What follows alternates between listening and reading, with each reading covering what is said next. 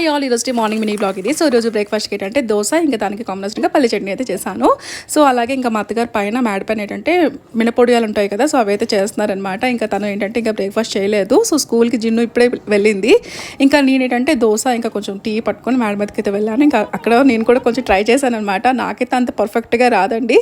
So ఇలా అలా వేసాను అనమాట. అంటే కొంచెం ఎక్స్పీరియన్స్ ఉండాలి కదా దేనికైనా. నేనైతే మా అత్తగారితోనే, అంటే తనే ఎక్కువగా చేస్తారు కాబట్టి, సో నేను అప్పుడప్పుడు జస్ట్ అలా టచ్అప్ ఇస్తుంటాను అనమాట. ఇంకా ఎండ్లో తనే వేశారు. సో నెక్స్ట్ ఏంటంటే ఇక్కడ వర్షాలు పడుతున్నాయి కాబట్టి ఇంకా ఈ 3 days నుంచి కొంచెం ఎండలు ఉన్నాయని ఇలా కొద్దిగా నానబెట్టామన్నమాట.